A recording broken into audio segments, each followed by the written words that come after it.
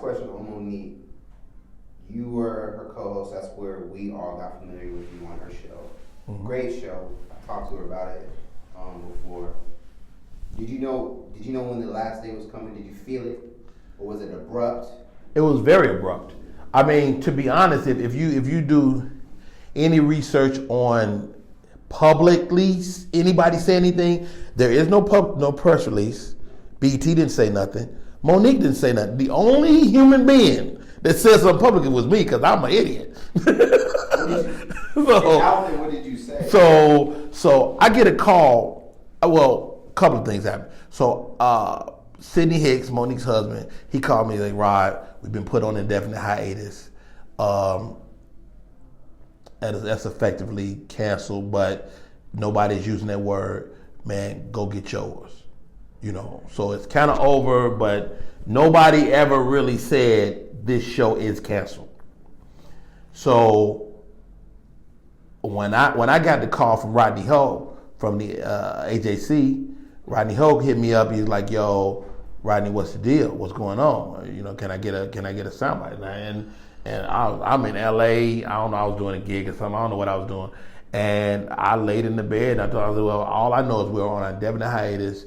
And I really, at that point, didn't really understand what that meant. But it didn't sound final.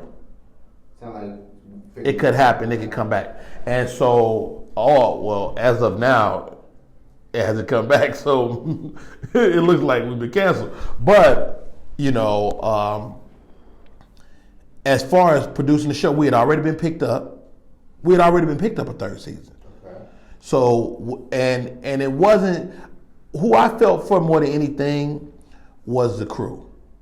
I mean, you're talking about 200 people that were thinking they were coming back to work in a couple weeks. Right. And all of a sudden we weren't coming back to work. Right. And so I think Mo has documented, she spoke about it on stage a few times.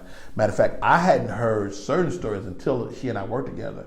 But ultimately, they just reached a partner of the ways, BET and her.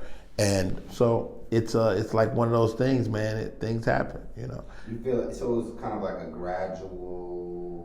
Oh no, it wasn't gradual. It was abrupt. It was over. Meaning, but it seemed like a relationship fell out. Well, I wasn't privy to the relationship having problems. So if it had problems, it was very behind the scenes. Okay. It was nothing you could see day to day. Right. I mean, the first season was crazy. The second season, our ratings were up.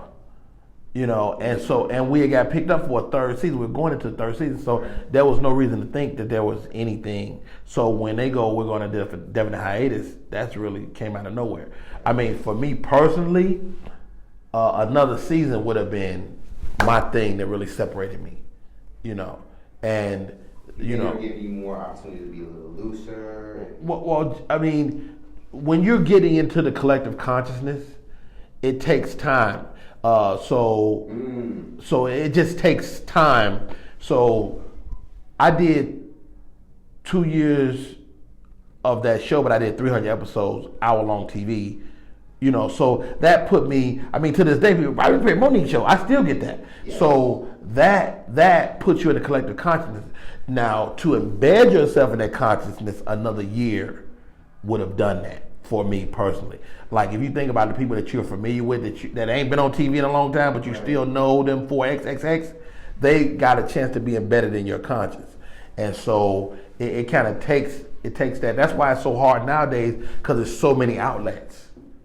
It's so many cable outlets, so many ways, Amazon, Netflix, there's so many ways for people to find you. And so to be embedded in the collective consciousness takes a lot.